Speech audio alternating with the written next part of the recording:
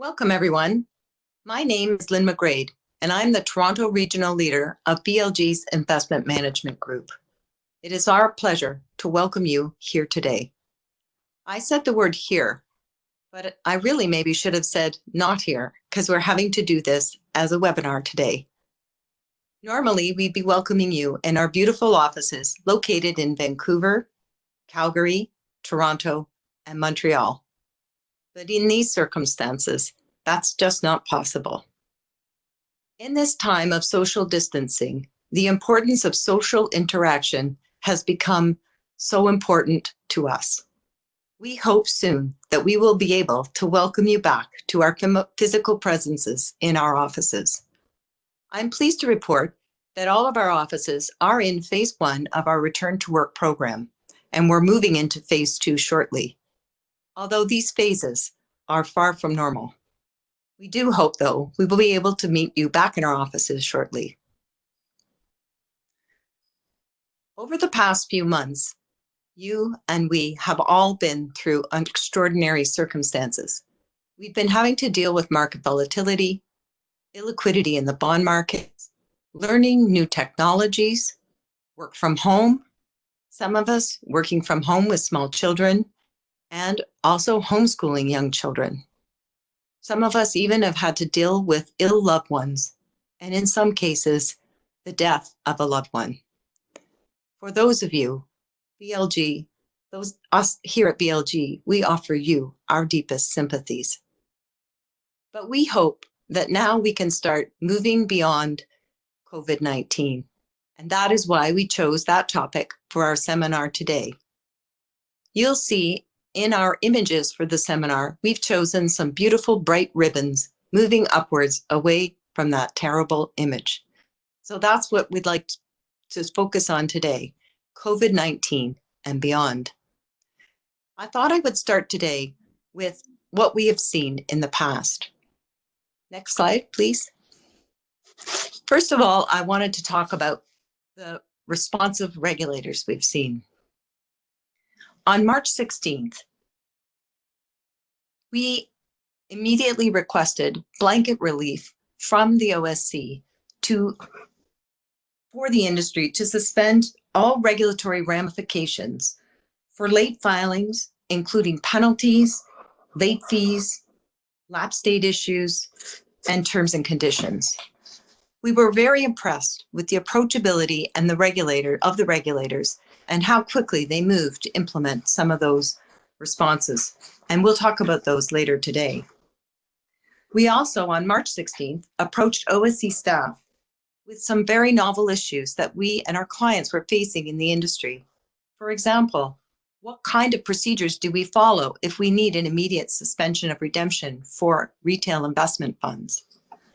Also, what are the options for providing solutions to our clients because of the illiquidity in the debt markets? We also talked with them about what kind of e-filing options there are, or also digitalization of account opening information. These were all novel issues, and the OSC was very responsive and appreciative of our efforts. We kept in constant touch with them. I thought I'd give you one real example of how responsive the regulators were.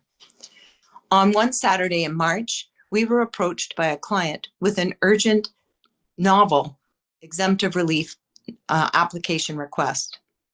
We submitted the request to the OSC just after noon on that next Sunday. By 3 o'clock, we had received first comments from the OSC. By 8 o'clock that same Sunday, we responded to those comments and submitted a revised application and decision document. We received further comments back from the OSC by 10 o'clock that night. On Monday at 5:30, we had in our hands the final exemptive relief for a novel exemption. That is something that I've never seen in my entire 30 years of practice, and a true sign of how responsive the regulators were for us and the industry during these times. I also want to talk about the trade associations and what a great job they've done, both for their members and for us in terms of keeping in touch with us. We had regular calls with senior staff at most and almost all of our trade associations that we work closely with. I've also been impressed with the COVID resources that those industry associations have been putting out for their members. In some cases, our clients worked alongside in parallel paths, seeking novel relief through us with the securities commissions, but also communicating with the regulators directly through their industry associations. So that is something else we've seen. Of course, we did see quite a number of unique fund issues and registrant regulation issues. Some things we've never seen before. Oft-used provisions of the regulatory rules now suddenly having to be relied on, and in unique circumstances. We also saw a lot of questions around e-delivery of offering memorandums to regulators, e-delivery of regulatory documents to our clients. We were dealing with, in the private funds area, suspension of redemptions, negotiations of large redemption requests, and also how to put gates on redemption requests. So many novel issues we were facing. And a lot of the novel issues were no real black and white answer. And we needed to give quick responses and practical responses. So that's something else we've seen. The last thing I wanted to focus on we've seen is just how much business as usual we've seen. We at BLG have been truly impressed with how resilient our clients have been during this period of turbulence. I asked our clerks to put together for me a small snapshot of what we had done just for our retail investment fund clients during the period of March 16th to June 8th, just that small period of time. And here's what they told me, which I found astounding. In that small period of time, less than 3 months, we filed 61 press releases for our investment fund clients. For the December year-end investment funds, retail investment funds, we made 2,428 filings for 607 funds.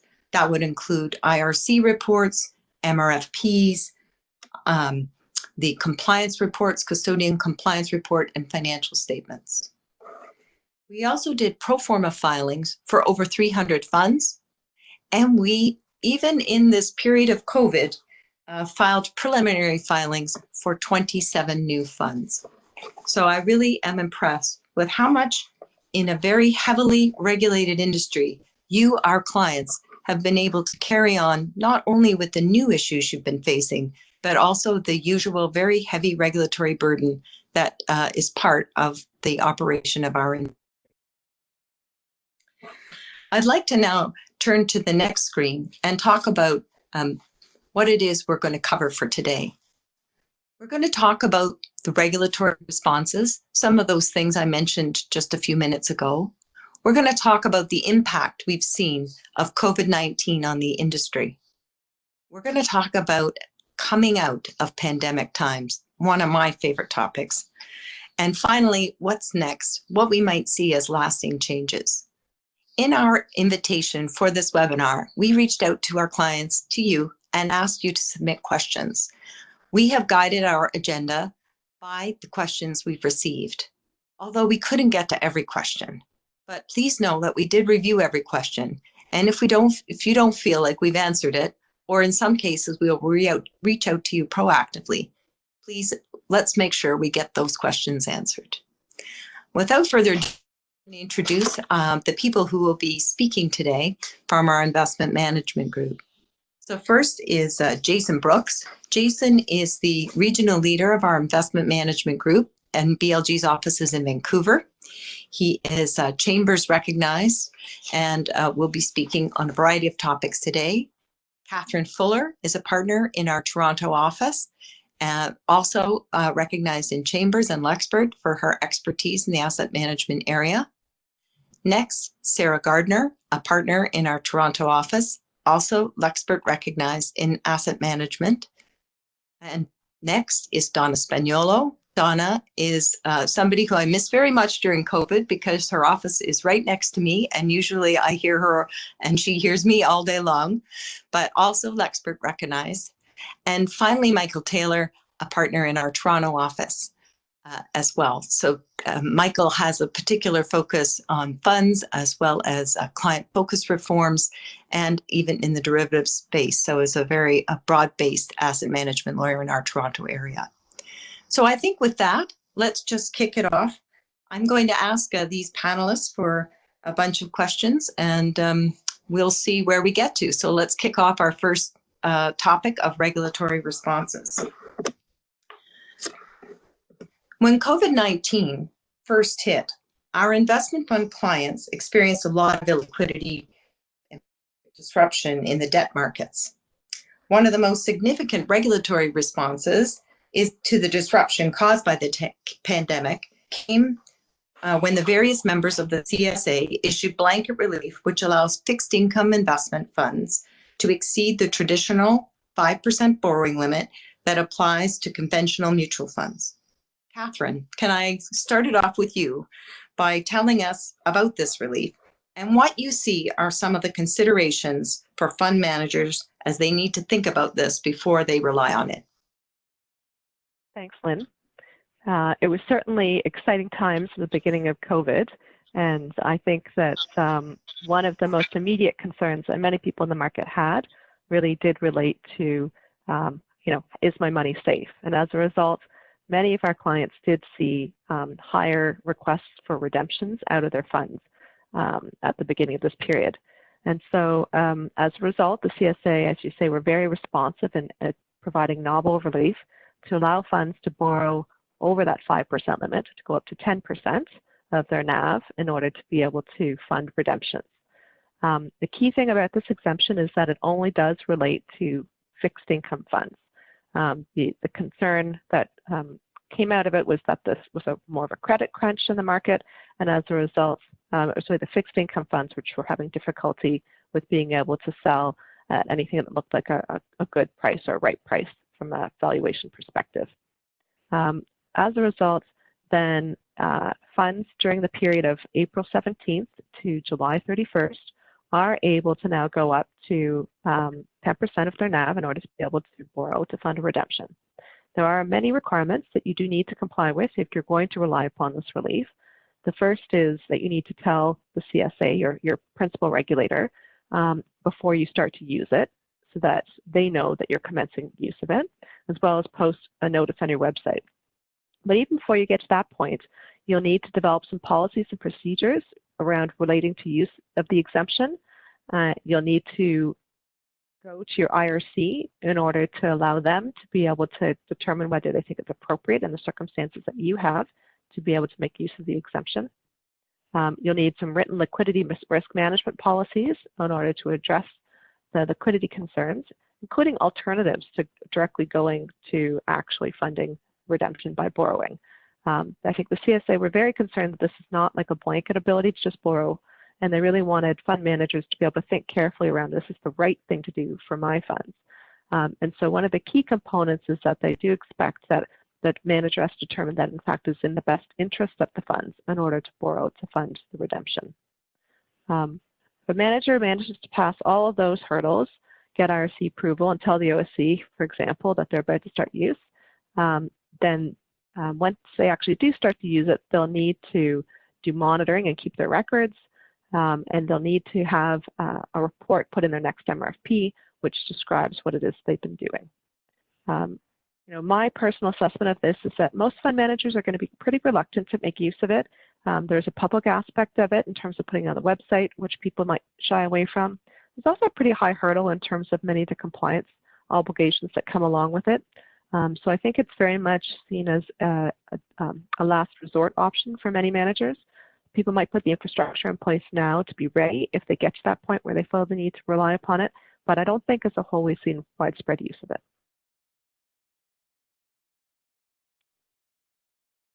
Thanks, Catherine. And there's also been a raft of exemptive relief for extending filing deadlines.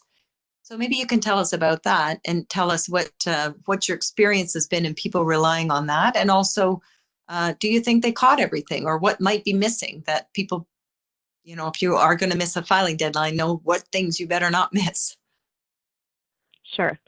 So as people probably know, there were there was an extension that was put out quite quickly into the beginning of COVID, which affected most filings that were due to be filed during the period March 23rd to June 1st.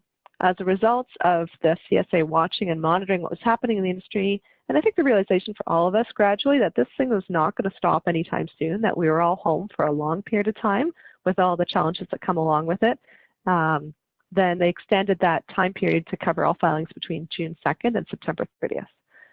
And for the record, the picture on the slide is the guy who's just figured out he's staying at home for a really long time. That's certainly how I felt at one point in this process. So the filing relief that the regulators put out for investment funds mostly captured things like financial statements and MRPs. It was a big deal for our clients with December 31st year ends, where they had to file by the end of March.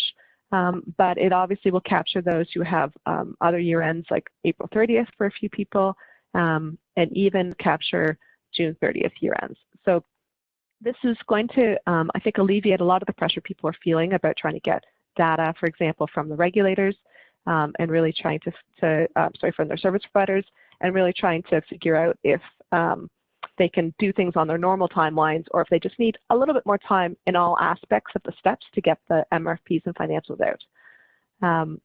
The other major thing that it covers, in addition to the traditional mutual fund filings for public funds, is lapse date extensions.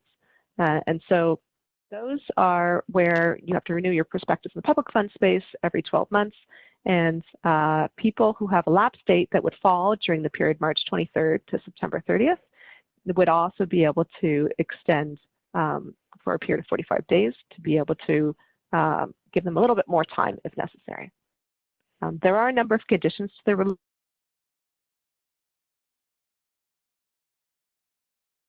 As soon as reasonably before you either release, that's before the deadline comes up, whether it's a lapse date deadline or a delivery deadline or a filing deadline. You need to email your principal regulator, and then you have to also post on your website. I think our experience has been that a number of clients did take advantage of it, although not as many as you would think at the end of March for the December 31st filings. I think most people felt that their process was relatively well in hand and they were just going to push on and get these done. But I sense that more people, as the reality of COVID is sinking in, have accepted that it's just going to take a little bit longer to do everything. And so as a result, we're starting to see a few more people ask and make use of these. So you on people's websites if you want to get an idea of what's happening. The one important thing I will say to all of this is obviously you're not meant to be able to double extend. So if your deadline fell within, for example, the first bucket of times, then you're not able to then take advantage of saying, well, I extended my deadline to June 15th and now I can extend it again under the second blanket order to September, whatever the next deadline is. So just word to the warning, to the wise anyway, that this is not like a really, really long extension period for anybody. And then, Lynn, in answer to your last question about I think the one thing that I noticed that was missing was really that the quarterly portfolio disclosure actually wasn't included in the blanket order. And so for those who find that their service providers, maybe timelines are a little bit slow and they don't have instant access to these things, that actually might produce a little bit of difficulty. And I would urge people to start the process early if they haven't already figured out that it might take a little bit longer. Most of the rest of the other filings that are happening are really driven off of the date of the filing of the financial statements. And so most part, by extending the filing statement, the financial statement deadline, I think you're implicitly extending the other filing deadlines. That's great, Catherine. Good tip on the portfolio disclosure. So that's great. There was also a lot of extensions on the registrant regulations side. And maybe, Michael, if you could take us through those and what your experience has been on that front. Yeah, absolutely, Lynn, and thank you very much. I mean, I'll echo what you said earlier at the beginning. I think a lot of credit has to be given to the CSA, the OSC, for really being proactive and really acting quickly, like very quickly after the state of emergencies were sort of declared, thinking through what relief was needed by the industry, and then sort of reaching out and checking in. And I know OSC and others have been very active doing that, sort of reaching out to industry associations, advisors, just to see, is the relief that has been granted and how is it working, is more needed, all that sort of thing. So I think it's a very, very overall positive experience, a very proactive regulator. Looking at sort of the more formalized relief that's been granted. So one, similar to funds, registrants have been granted relief or extensions for their ongoing financial filings. So interim annual financial statements, working capital calculations, NAV adjustment forms for IFMs. And so that has been extended an initial period ending on June 1st for 45 days, and now another period ending in September, now up to 60 days to provide that extensive extension for that period. Again, though, can only use it once. So if you extend it in the first period to then have your deadline in June, you cannot then extend again. So that's an important point to keep in mind. Other areas, we've sort of seen is a general pause on sort of regulatory proposal activities. And I'll get to sort of other things in a second on that front. But at the beginning of the pandemic, we saw a general pause on new proposals being released by the commissions till the end of May. So we'll see sort of how that picks up going forward. We saw a delay in the implementation of the client-focused reforms. So just a change in now how that will be implemented. So the conflict of interest regime provisions will now be going into effect in June 2021. Relationship disclosure changes will now be moved out to go with the rest of the implementation, sort of end of December 2021. I would just caution firms that this is especially the conflict of interest regime is quite a significant undertaking. So don't take your time lightly. I would say use the time that now you have to sort of get that conflict response in line and sort of continue to work towards that June deadline. Sort of related to that was the IROC plain language rules are now being pushed out to December 31st, 2021. So we've seen sort of a pause on some of those activities. And the last thing I just wanted to touch on was the late filing fee relief that the OSC has granted, again, so far until the end of September this year. And I think that's a really, really positive move, because I think, a lot of the time that's where, the pain might be, where some of these regular ongoing updates, so even NRD filings, you have to update for individuals. The individual may not be available to get the information to you. So, having that sort of fee waiver, I think is really, really helpful. And also I think it's a positive thing that the regulators have done for the industry. Thanks, Michael. And then we did see at the beginning of the pandemic that the regulators, especially in the Registrant Regulation Compliance Group, said they would be taking a bit of a pause. But recently, I think we've been seeing that they're starting back up again. So maybe you want to take us through what we're seeing happening in that area. Yeah, no, it's interesting, because there was sort of a general pause in different news releases that were put out that things were not going to be continuing. So we knew, the risk assessment questionnaire, they were gearing up for that, and they put sort of an indefinite pause on that activity. I think it's a recognition in some ways that we've sort of returned to some sort of a normal, in that, now everyone, I think, hopefully is comfortable working from home and has sort of adapted to that situation. So I think maybe from a regulatory perspective, they can say a lot of these initiatives that we were going to undertake before, March, we can now sort of re-engage on some of those things. So the example is the risk assessment questionnaire, which is being released, and then firms will have until August 6th to complete that. So firms are getting 2 extra weeks to complete that, which I think is nice. And we do know that it's going to look very similar to the 2018 risk assessment questionnaire, with actually some questions removed. So the OSC did state that some of the questions, and we know what questions are going to be removed. It's on the OSC website. Information can be pre-populated. So I think, they're doing what they can to reduce the burden on that front, but, that is now going ahead. And somewhat related to that, or coming out at the same time, or a month after, but do it at the same time in August, is now a COVID survey that the OSC is putting out to sort of assess the impact that COVID has had on firms. And the reason is because the risk assessment questionnaire doesn't cover the period from really January 1 to June 2020. So the OSC is going to get a sense of how firms have been impacted to date. And another similar thing, again, we saw in a news release that the OSC was putting a pause on all on-site or in-person compliance exams.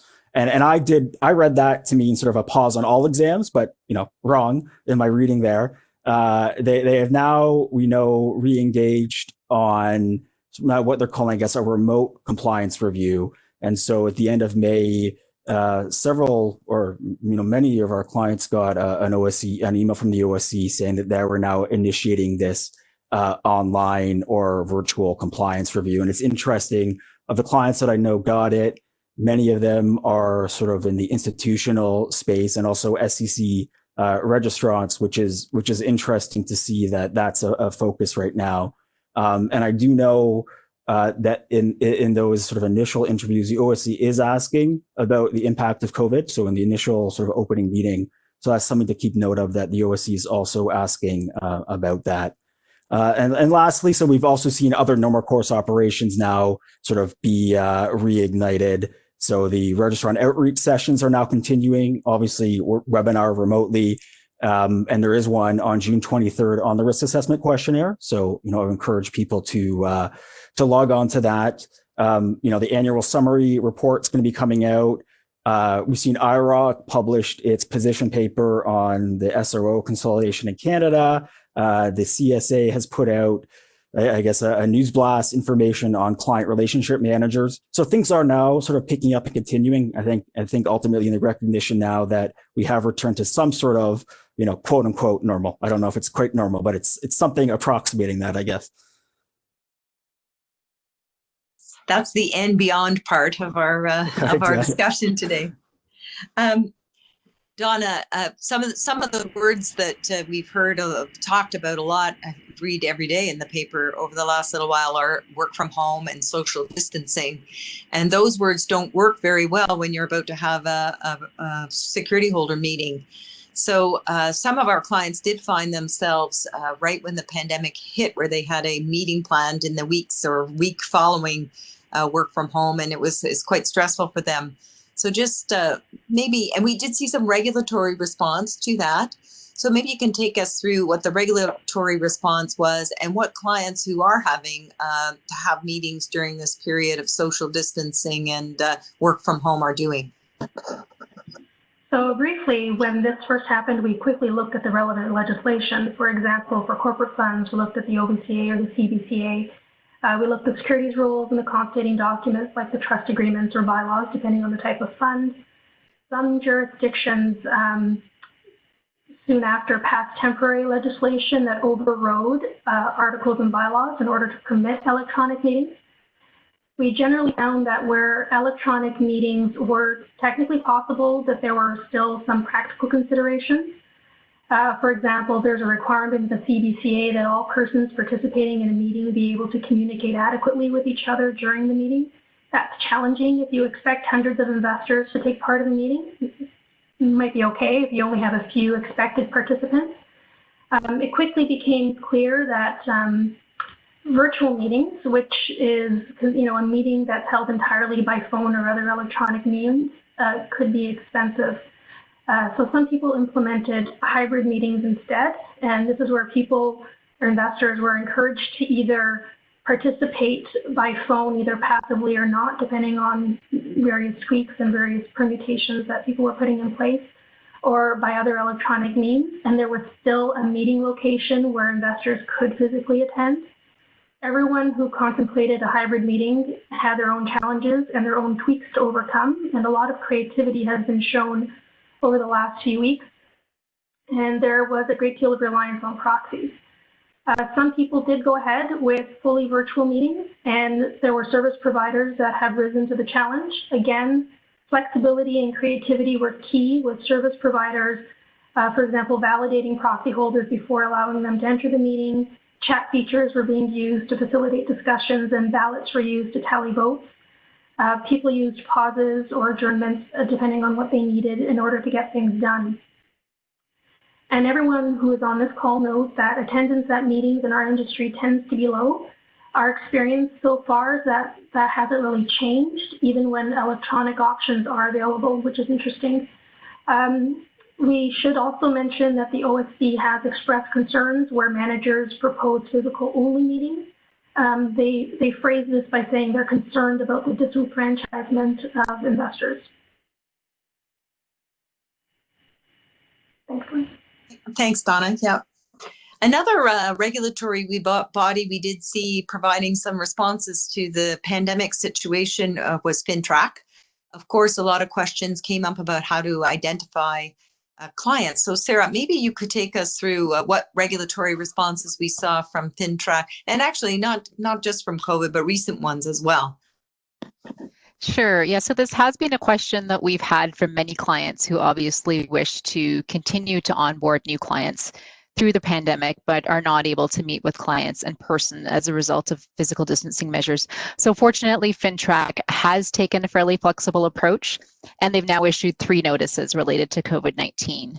So reporting entities are still expected to meet all of their obligations, including with respect to reporting, but FINTRAC has temporarily relaxed some of the requirements. So for individual client ID, there are really 2 things to note. First, as you know, if you are identifying an individual client using the government issued photo ID method, the document has to be authentic, valid, and current, so it can't have expired. But if an individual's ID expired after March 1st, 2020, and the provincial government has extended the validity of that ID due to the inability to visit renewal facilities in person, FINTRAC has provided that a firm can consider that ID to be valid and current. And second, with respect to the requirement that the document be authentic, that typically requires that you either view the ID in person, which really is the most common or has been in the past. You can also view it through, say, a video chat, but you still need to authenticate the ID through some sort of acceptable technology. So FINTRAC has acknowledged that during the pandemic, you are able to just view the government-issued photo ID through, say, a Zoom call, and then you can use human judgment as to whether the document you're viewing is authentic without the use of any special technology. But FINTRAC has said this is really only intended to be a scenario where the other methods, which are the credit file method and the dual process method, aren't practical. The other good news is FINTRAC announced that it will not be initiating any new exams for the time being. So hopefully that will stay for a little bit longer, unlike the OSC approach. And if you do rely on any of the relaxed measures, FINTRAC has said that you have to keep a record of all clients identified using the relaxed measures, and you have to re-verify their IDs in accordance with the typical AML requirements once physical distancing measures have been lifted by the public health authorities. FINTRAC has said that once the COVID-19 situation normalizes, they are going to be quite flexible and reasonable in assessing firms' ability to comply with AML requirements, in particular with respect to some of the time-bound requirements, for instance, the 2-year effectiveness review, which I think is good news. To the extent you can't meet a particular AML obligation, you are expected to document why that's the case, and also document any measures that you've taken to mitigate the risks of non-compliance.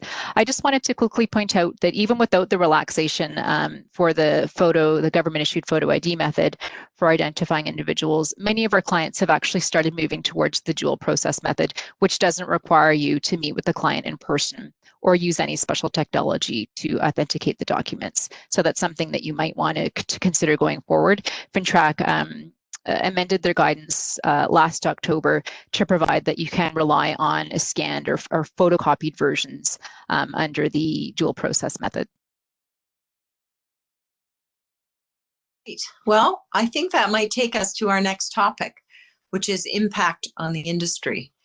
And just turning to our first topic in this, and Michael had done up a slide and it said, we're all in this together. And I just love that kind of topic or title for his slide.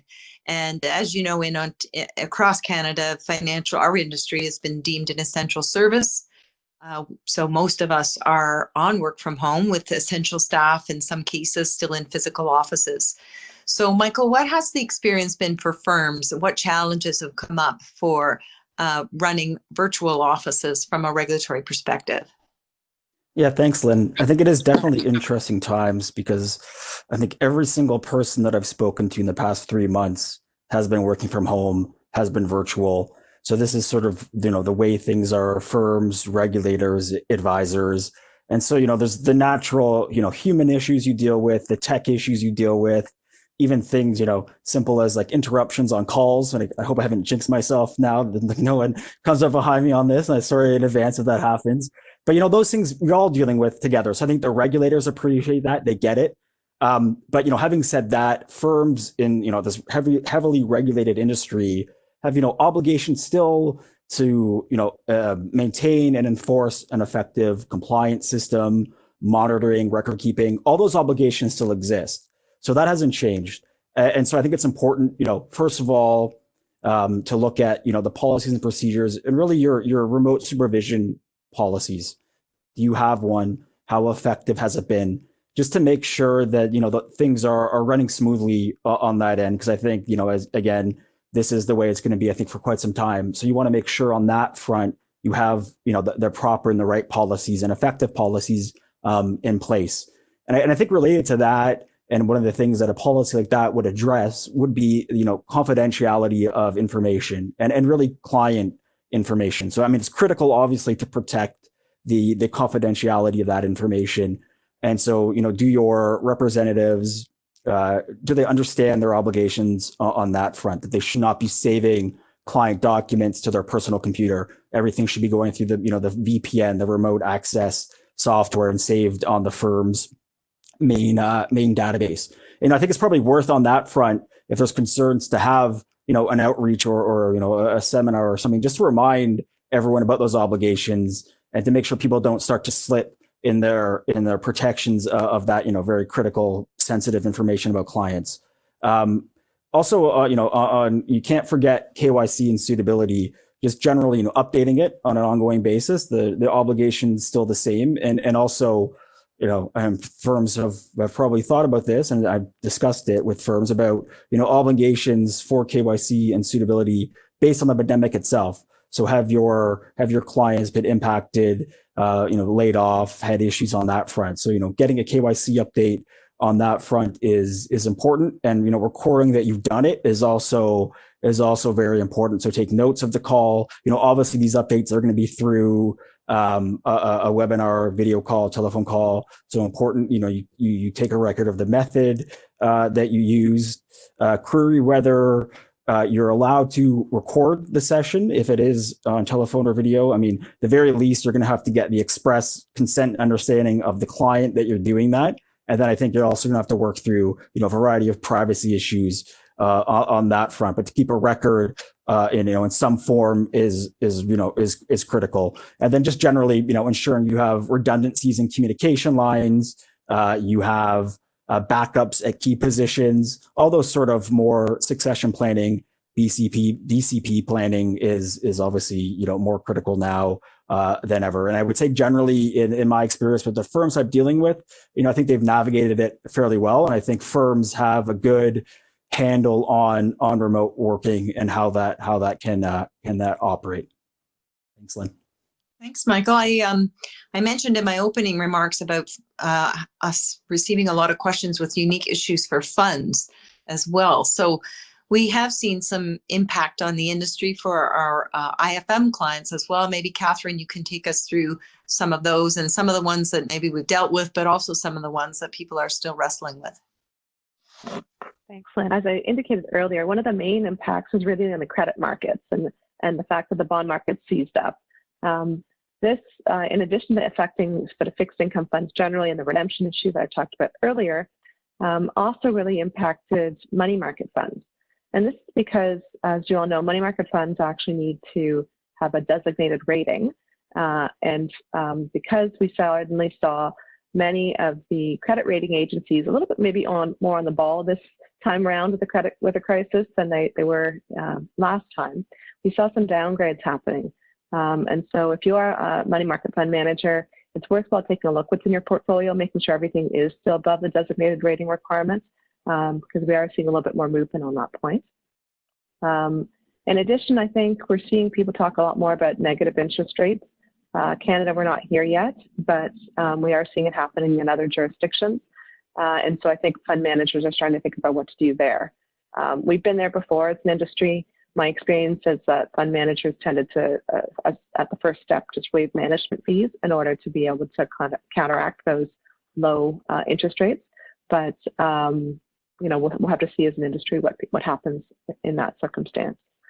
In terms of other types of challenges we've seen for investment funds, I think redemption challenges that were beyond just the ability to sell out the portfolio, but really related to other stresses in the market. Like, not every jurisdiction is on a T+2 settlement cycle. So your ability to sell out assets that are located in those, you know, greater than T+2 markets can sometimes, you know, become more apparent when you're generally having challenges with being able to liquidate things at prices you think are the right price. So we've seen a lot more just generally questions about redemptions. I'd also note that the regulators came out at one point quietly asking the industry if they consider waiving the DSC fees. This is very much coming from investor advocates who are really quite vocal about the fact that they shouldn't be charged DSC fees anyway. I think it's really been up to the individual manager and whether or not the circumstances warrant it. I don't think we've seen kind of wide-scale blanket waiving, although obviously we are seeing continued movement away from the use of DSC on a go-forward basis, given where we know where the regulators are going. And then the other big issue that I've had a lot of conversations about, and Lynn, you were talking about dusting off sections of the Securities Act I haven't had a look at in a while, were really rights of rescission and rights of withdrawal. So I guess there are some few savvy investors out there or advisors out there who are aware of these rights, and we're definitely taking advantage of them as much as they can.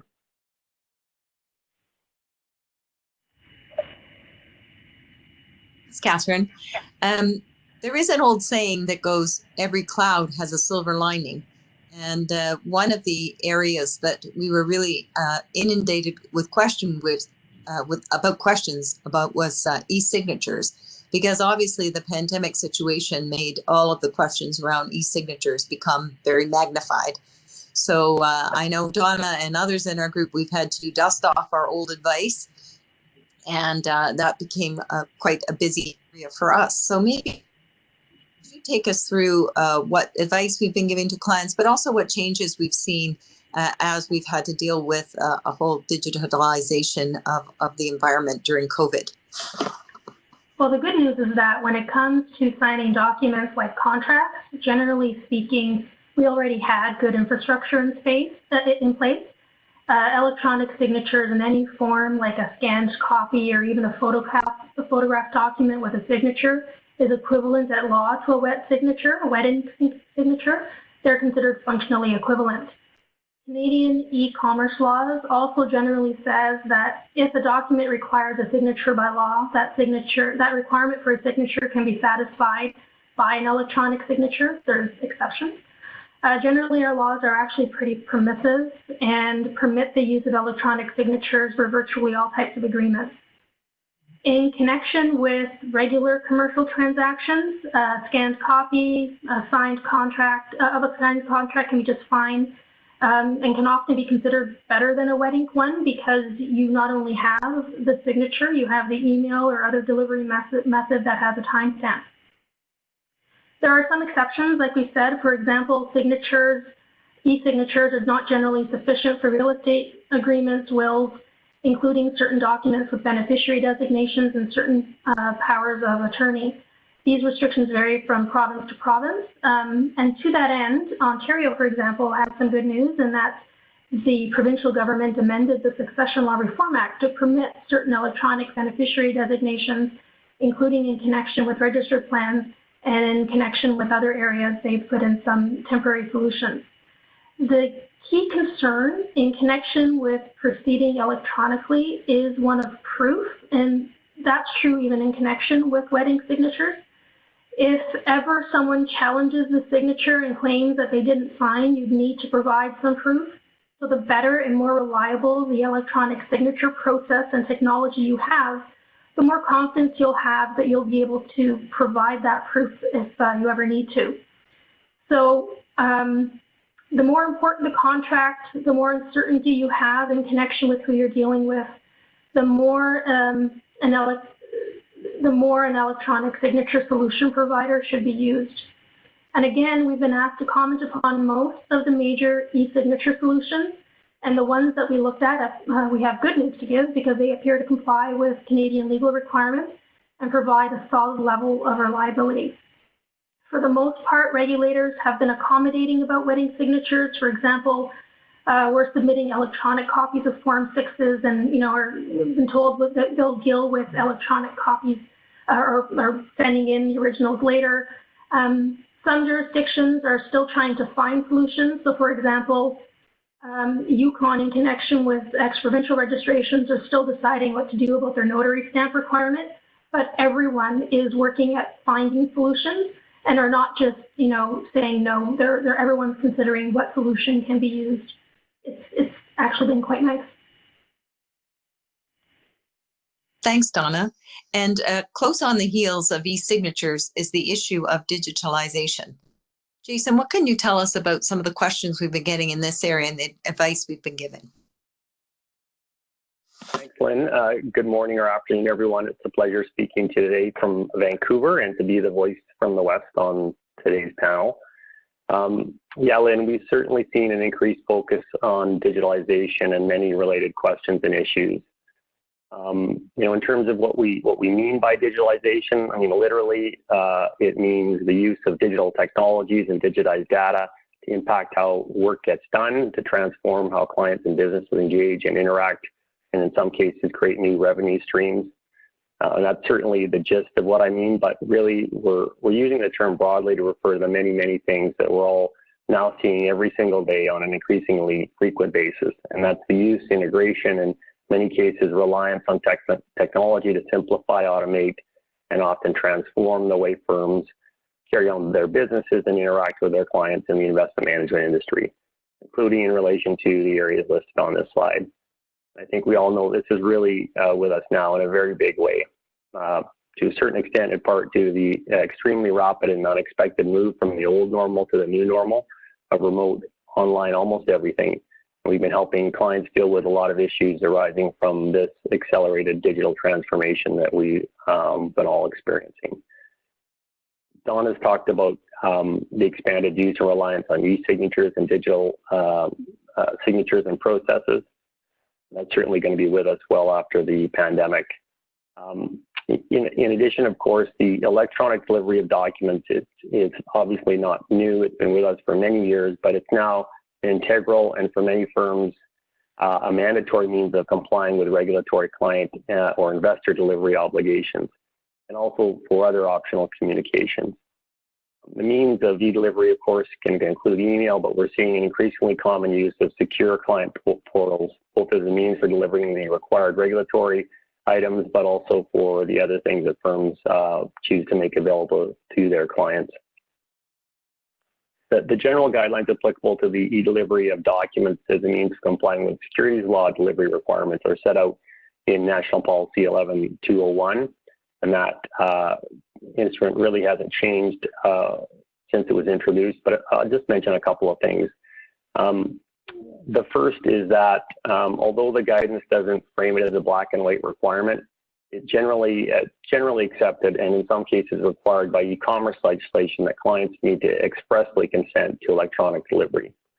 And the content of that consent is important. It's got to, as clearly as possible, identify the types of documents that will be delivered electronically and how e-delivery will be effected, among other things that will help document and support that effective delivery has been made.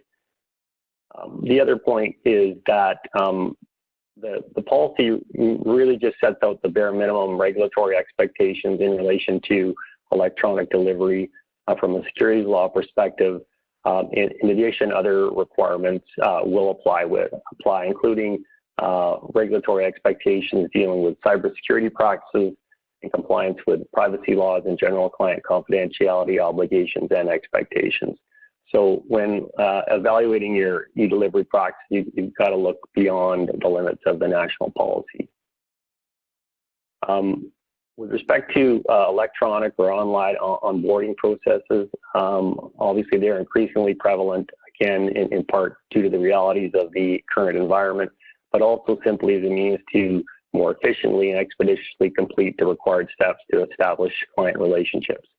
some of the key obstacles, or one of the key obstacles to a true electronic onboarding process have typically related to compliance with AML client identity requirements, but we've seen a relaxation of those requirements in recent years that's helped a lot. And as Sarah mentioned, firms have also welcomed some of the temporary relaxation by FINTRAC of those requirements during the current situation. So that's been very helpful.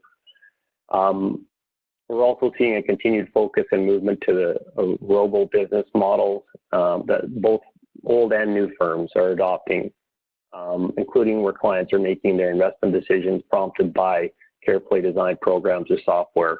And for a segment of the market, this certainly could be the wave of the future, and it'll be interesting to see what new things the industry comes up with on that front.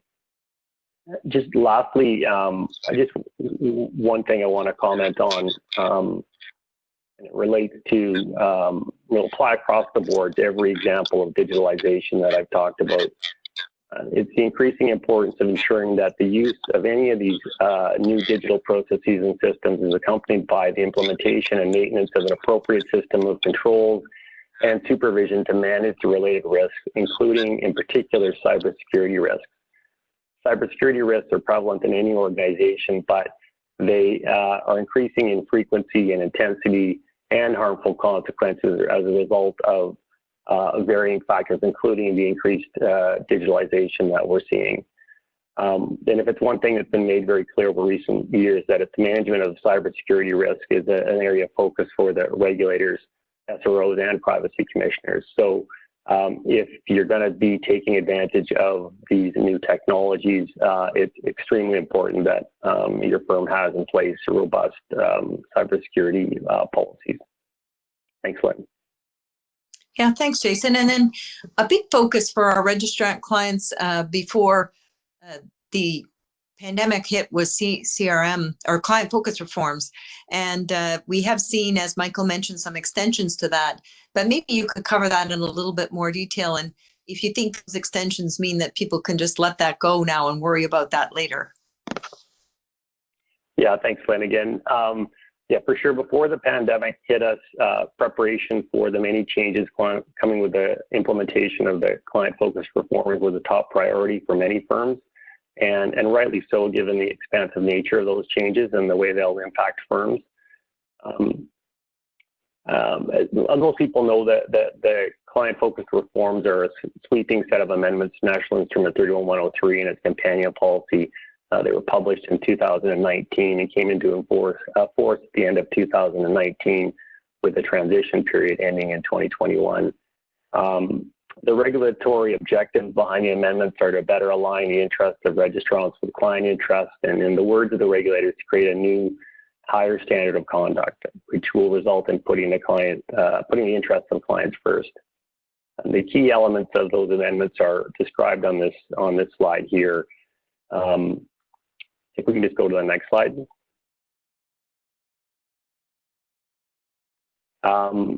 Although the initial transition provisions would have seen the first wave of amendments effective at the end of 2020, as Michael mentioned earlier, as a result of the blanket relief issued by the regulators in light of the COVID pandemic, the rules will now start coming into effect in June 2021, with the conflict of interest rule enhancements come into effect at that time.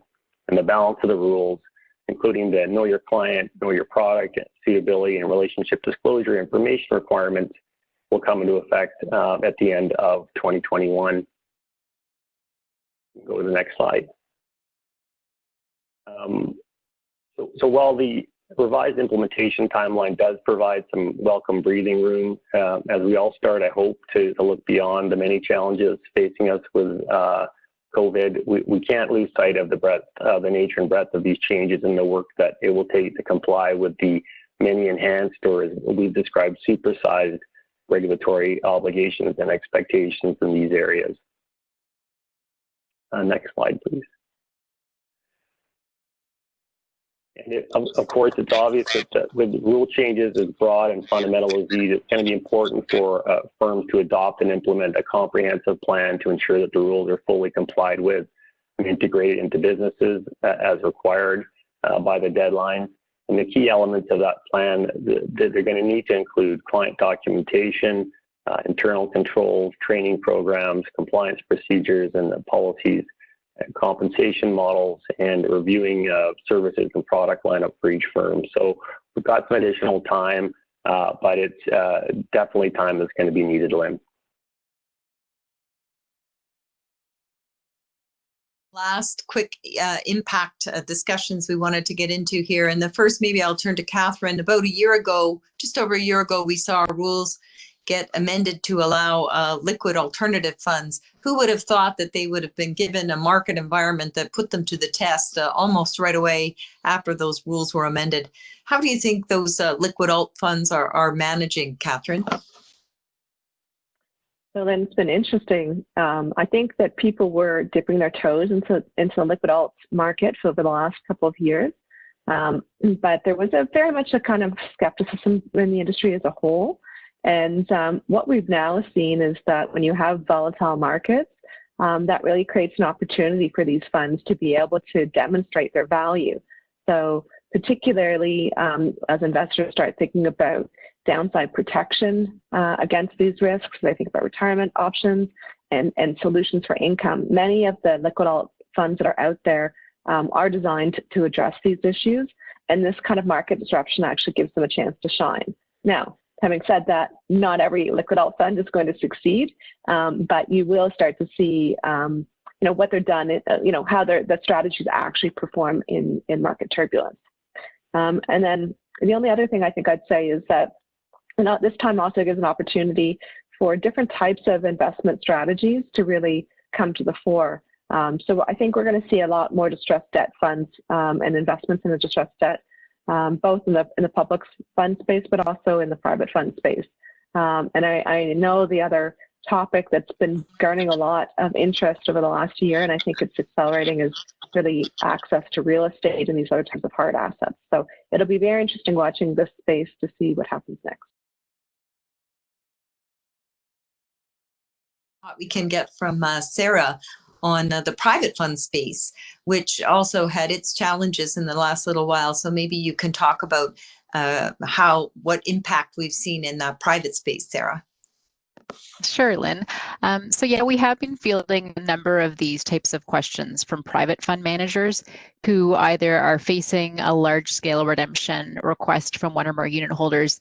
They might be having difficulty evaluating a particular underlying security, or more commonly, many managers are just starting to think about liquidity management, and they want to be prepared for a doomsday scenario. So we always tell clients that the first thing they need to do is to look at their fund documents, most importantly, the constating document, which is often the trust agreement or the limited partnership agreement, and see what their fund documents permit in terms of limiting redemptions and as a last resort, suspending redemptions. We always recommend that managers speak to their investors if there is an investor that wants to make a large redemption request that might be difficult to meet, to see if something can be worked out that's in the best interests of that particular investor and the remaining unit holders, such as staggering the redemptions. Some of the tools that we see to manage redemptions that might be available if authorized by the particular fund documents are the imposition of redemption gates. So that would be limiting the amount of redemptions on a particular redemption date that can either be at a unit holder level or at the fund level. There might also be an ability to impose a redemption deduction or fee, which may discourage redemptions. Some fund documents permit the fund to pay redemptions in kind. Although if you are paying the redemptions in kind to a registered plan investor, you have to keep in mind that those portfolio assets being paid out may not necessarily be a qualified investment for registered plans. Also, often a liquid securities, it's difficult to actually take a kind of a pro rata piece of that liquid security and pay it out in kind. And as a last resort, as I mentioned, a manager often has the ability to defer and or suspend redemptions. And there really is a wide range of suspension of redemption language that we see in fund documents. And some are permissive and other documents require the manager to suspend redemptions in a particular scenario. So it's very careful to look at the fund documents. Some of the older RSP eligible private funds have suspension of redemption language that tracks 81102, that really is very limiting, and there's really very narrow circumstances in that scenario where a manager could suspend redemptions. Of course, layered on top of all of this, the manager has to consider its fiduciary duty to act in the best interest of the fund and its unit holders, which might not necessarily be consistent with what's in the fund documents. And finally, I just wanted to point out that we've had discussions with a number of clients about how to deal with potential liquid securities and potentially transferring them to a third party. Often there's a scenario where a related party might be willing to take on those positions. In many cases, that is prohibited by 31103. So the regulators will often grant relief to permit that kind of a transfer, but usually there is a condition that an independent valuation be conducted on those securities. And obviously there's a number of conflicts of interest issues to consider. Thanks, Sarah. Well, we've come to another topic. This is what I said at the beginning was my favorite topic, and that is, coming out or coming out what we can expect. And Catherine, we've had a chance, as you know, to look at a lot of the provisions of the rules and figured ways that maybe they didn't work so well when we needed them to work well. If you had a wish list of things that we might be able to work on so that we're better positioned for our next situation of market volatility, what might those be? Thanks, Lynn. So I've got in this slide kind of my blue sky thinking. All of this is probably going to come after a long pause after we all recover, given that there's a big regulatory backlog, I think, at the moment. But one of the first things that came to mind was just the money market funds investment restrictions in 81102 as a whole. I think that it's worthwhile taking a second look, thinking about whether they make sense, seeing the experience that people have had, and really trying to figure out what's the intent behind there. So I think there's an opportunity to take a second look there. Redemption provisions. So Sarah was talking about the private funds, and anybody who tracked the 81102 language found that it was lacking, and I think a lot of us have found that. So the redemption provisions in 81102 really only work if you've got equities. If you've got anything other than that, and maybe derivatives, then they don't make sense. They don't give any kind of flexibility, even when you've got kind of the equivalent scenario happening on the fixed income side, for example. So I think that that's definitely right for some regulatory review. The third topic that came to mind is really just the enhancement of the ability to deliver documents electronically. And maybe it's more the notice equals access concept that the regulators fought so hard against in the investment fund space. But the reality is that we're all online, we're all surviving online. That's the first place most of us are now going to look for things. And maybe people don't even like getting stuff in the mail anymore. I haven't got to the point where I'm sanitizing my mail, but you could definitely see how some investors might be there. And layered on top of that, of course, is just rationalizing it. So, some things maybe you still need to push out for delivery, but some things are maybe okay just standing in the background. So I'd like to see broadly those types of things looked at. And that's, I think, on the regulatory agenda, but maybe will be reviewed in that context of what people are doing today, that it's much more electronic with that lens. And then the last topic is really related to security holder voting. So I'll leave it at that because I think Donna touched about the virtual meeting issue. Yeah. Thanks, Catherine. Those are great blue sky thoughts, as I say. And Michael, what about in the registrant in the registrant regulation area? What have our firms, you think, learned from the pandemic experience? What do you think some of the lessons learned were there? I'll just say, Catherine, I am definitely sanitizing my mail. I'm leaving it out for 3 or 4 days before touching it. So people are doing it. Just FYI. And the regulators hopefully will know that too. I think first of all, is creates an opportunity in some ways for firms to test in a real life situation their continuity plans and how they functioned, how they worked. And I would say, a reassessment after the fact, but I would also say, if you can, I know everyone's got a million things going on, but if you can keep a log of what worked in your plan, what didn't work, encourage employees to report to you and to compliance on what worked and what didn't, I think that would be a great way to sort of down the road say, well, reassess it and what actually worked in a real life scenario. And I think related to that would be your service providers. How did they function in the crisis? Were they responsive? Were they delayed? sort of all that sort of thing would be important to consider, just to see how they function as well, because of, obligations on registrants to oversee their service providers. I think on planning ahead, compliance reviews in the future will, I think always look at this time period in particular, and the regs will ask how firms function. We see the OSC already doing that. I mean, it wouldn't surprise me if we see sweeps in the future on certain, topics, cybersecurity, BCP, all that sort of thing. Even on areas, if they do a KYC sweep, they might focus in particular on this time period that we're in. So that really gets to the importance of keeping records and keeping that, part of the firm's compliance system really functioning. And the last thing here is, again, on planning ahead, I would just say, it's amazing that we're halfway through the year already. So registrants, your year-end annual renewal filings are coming up. So, I mean, it will be interesting to see how that's handled. And, certainly, though, it's something that we want to plan ahead for.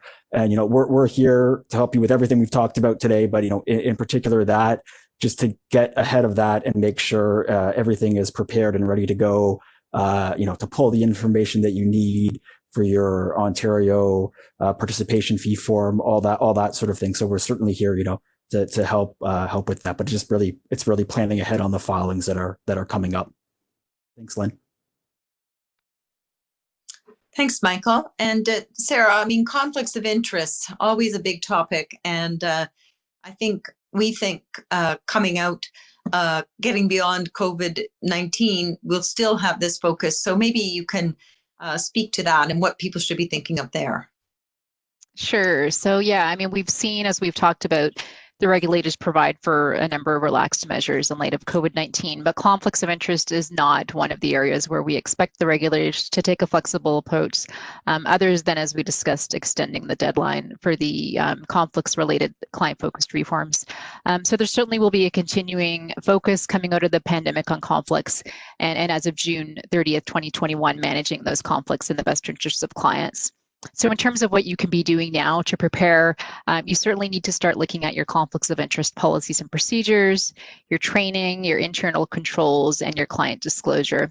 And please don't forget that although the enhanced RDI requirements don't come into effect until December 31st, 2021, you do need to update your conflicts disclosure prior to next June. And that conflicts disclosure may actually be in your RDI document. So just some of the conflicts that you need to think about and include disclosure to clients about are related to things such as proprietary products, including whether you will be offering only proprietary products or a mixed shelf, and the conflicts associated with that product offering, accepting compensation from third parties, certain internal compensation arrangements, referral arrangements outside business activities. So there are a number of conflicts that you need to turn your mind to. Of course, a bit of a plug, your team at BLG is, of course, happy to help you develop a conflicts framework for identifying and managing conflicts in the best interest of clients. And this is something that we're already working with a number of clients on. And we can also assist you with the required training for not only your representatives, your operations and compliance staff, but also for senior executives to make sure everyone at the firm understands the firm's new compliance regime and that there's the appropriate tone from the top set. And of course, we can help you with conflicts related policies and procedures as well. Sarah, and Donna, one of the much anticipated regulatory initiatives we've seen is the regulatory burden reduction process. And we've seen that the regulators have put a number of things on hold. How is the pandemic times impacting the progress of that project? Now, we just received the update, so thought maybe you could give us an overview. Yes, we received the 6-month update at the end of May. We knew that some projects were going to be delayed because the OSC had earlier announced that they were holding off on publishing new proposals for comment and had extended their consultation periods. That said, 27% of the initiatives have been completed and 38% are on track. 37% of the initiatives were delayed, some due to COVID-19. One of the ones that was completed is the ability to give blanket relief, which has come in incredibly handy over the last few weeks. Focusing on investment funds, there have been a number of delays. Considerations of changes to the investment fund prospectus regime, for example, have been delayed. Each part of that process by 5 or 6 months. So, for example, we're not to expect a consultation paper until spring 2021 instead of fall 2020. There's the same type of delay in connection with continuous disclosure documents, except that the streamlining of duplicative content in connection with disclosure requirements is still on target for fall 2022, and amendments that will require fund websites are also on track for October 2020. Changes in connection with fund operational requirements, like the ability to have more than one custodian or developing alternatives to alternative fund proficiency requirements, are either complete or in progress. The codification of exemptive relief has been delayed to March 2021, and the repurposing of the Fund's Advisory Committee to the Fund's Technical Advisory Committee is complete, but the refocusing of the investment funds practitioner to focus on practical information has been delayed to fall 2020. On the registrant regulation side, most items are either complete or on target. Some RAC tools were delayed to winter 2020, and the review of duplication with SROs and international requirements have been delayed. While there's still lots to do on the original list, we know that there's some items that we'd like added to the list, including some of the accommodations that have been made over the last few weeks, which, you know, if they're working out, it would seem like a good plan to add them to this regulatory reduction. Also, one of the main frustrations that we see is in connection with sales practices and interpretations from individual staff members at the regulator that don't give a lot of leeway to business judgment of the manager. That causes a lot of duplication of effort. So it would be great if these items could be added to the list. Thanks, Lynn. Thanks, Donna. And Jason, another area that was quite a focus before the pandemic was vulnerable investors. And I think we'll see a continued focus on that. So beyond COVID, maybe you can talk about what you think we'll see there. Yeah, thanks, Lynn. Yeah, certainly over the last several years, regulators, SROs, have been increasingly focused on these issues. And as you said, the beginning of March, just before we put our hands over our head and started dealing with the COVID scenario, it's clear that this trend was going to continue. And it's timely to be talking about this because it's, as I understand, June is National Seniors Month. This first slide talks about some of the history here, but if we can just go to the next slide, I want to talk about what's with us now. As you mentioned, Lynn, so short, at the beginning of March, the CSA published for comment further amendments to National Instrument 31103 designed to enhance investor protection by addressing issues of financial exploitation and diminished mental capacity of older and vulnerable clients, continuing on from the work they've done previously and really building on, particular on CSA staff notice 31354, which was issued in June of last year. And to formalize some of the expectations expressed in that notice, as well as adding additional obligations and guidance. And if implemented, these new requirements and expectations will impact all registered firms, including IROC and MFDA members. In the notice accompanying the amendments, the CSA highlight how registrants are well positioned to identify signs of financial exploitation, vulnerability, and declining mental capacity in clients, and have proposed changes to 31103 relating to two steps that can be taken by registrants where they have a concern about financial exploitation or a client's mental capacity. The first is raising the concern with a trusted contact person of the client, and the second is imposing a temporary hold on any transaction of concern. Specifically under the amendments, registrants will be required as part of their KYC inquiries to take reasonable steps to obtain from each individual client the name and contact information of a trusted contact person and the written consent of the client to contact the trusted contact person in certain circumstances, including where the registrant has concerns about the possible financial exploitation of the client or their mental capacity. Now, I'll just note that while the requirement as currently proposed would only apply to individual clients, that's an issue that the CSA has specifically requested feedback on.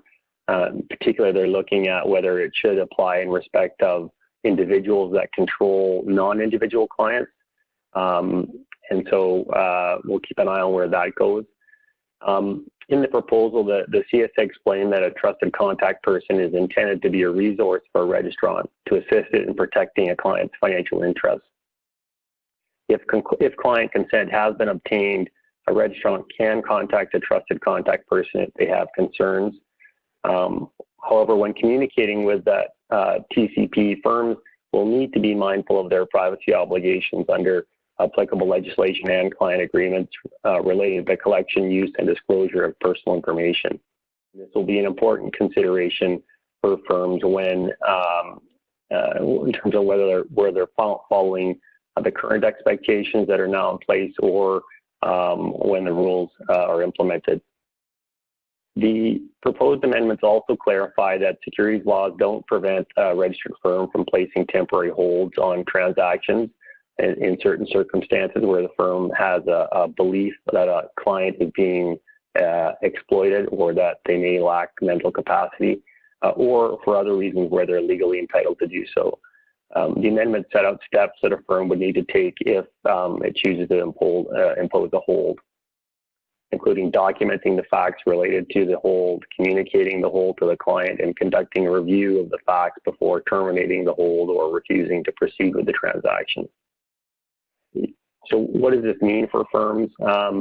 If the amendments are implemented, definitely will need to be some updates to policies and procedures dealing with the new requirements, as well as the enhanced regulatory expectations reflected in the proposed amendments to the companion policy.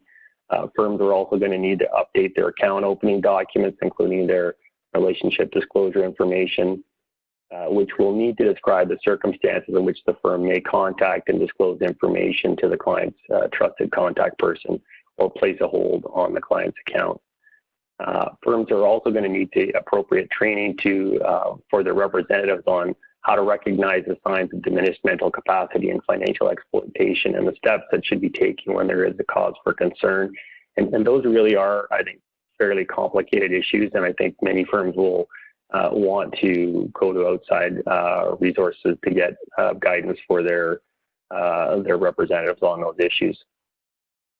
The deadline for comments has been extended to the middle of July. A notice accompanying the amendments indicates that if adopted, it's expected the amendments will come into effect at the end of 2021, conveniently at the same time as the majority of the client-focused reform amendments. However, implementation timing is one of the specific issues that the CSA is seeking feedback on, so we'll see if this timing shifts. So there's time to comment on the proposals and in due course implement the amendments, but you'll definitely want to keep an eye on them as things progress. Thanks, Lynn.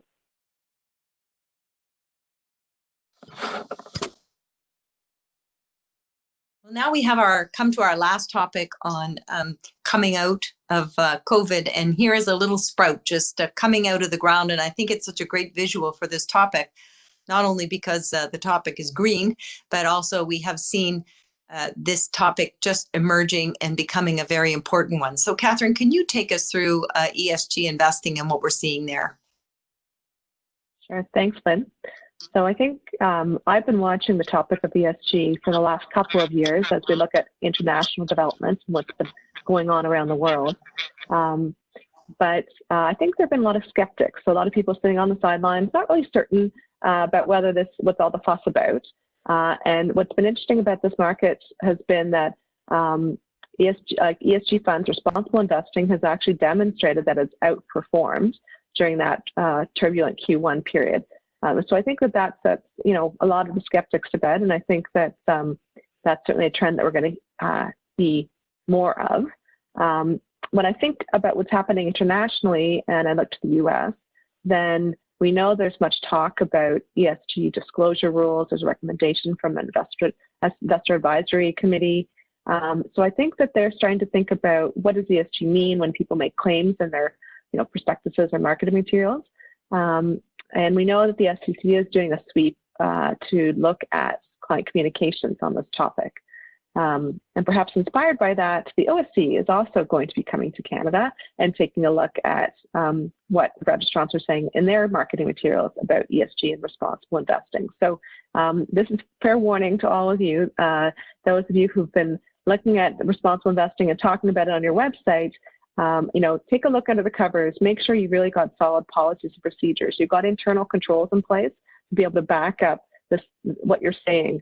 Because I think this is just the beginning of the ESG issues, and I think that we'll see increasing regulatory focus happening as a result of that. Thanks, Lynn. Thanks, Catherine. And that now brings us to our last topic of lasting changes. You really can't go through a pandemic and experience like we've been in the last few months without it leaving a lasting impact.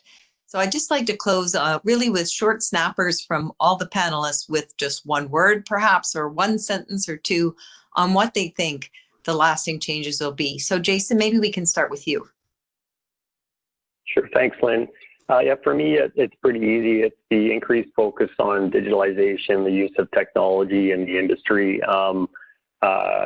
It was mandatory to allow the industry to function.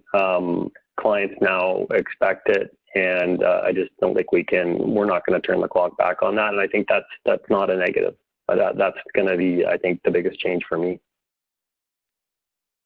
Thanks, Jason. And Catherine? I like Jason's answer a lot, but I'll give you another one-word answer. I'll go with ESG. I think that's here to stay. Thanks, Catherine. How about you, Sarah?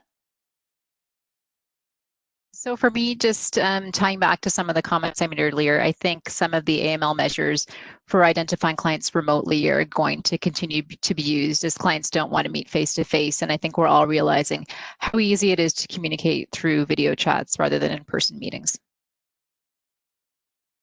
Thanks very much. And Donna, how about you?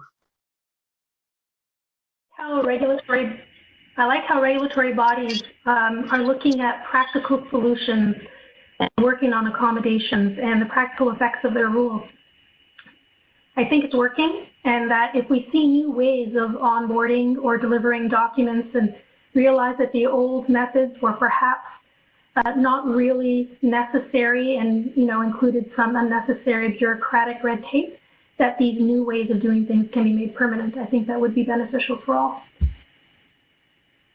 That's great. And finally, well, not finally, because I'm going to give my views, but Michael, how about you? I'd like to see the OSC late filing fee waiver stay permanent, or at least result in a reassessment of the whole OSC late filing fee regime. Yeah, that would be great, wouldn't it? I'm going to say it may change the way people invest. I think we've always been told to save, save in case there's an emergency. I'm not sure people have always done that. I think maybe people will give that a different view. And with the market volatility, people may adjust the way they invest a little bit coming forward. Well, that really brings us now to the end of our session. And just want to truly thank everyone who has provided us with your time in attending and seeing our webinar. I hope you found it helpful. I hope you found it informative. I do want to point out that we do have CPD available for the session for those lawyers in the room. So that is available there. And also just want to really tell everybody to stay safe, stay well, and I really hope we can get back to business as regular, in our regular way as soon as possible. Thank you very much.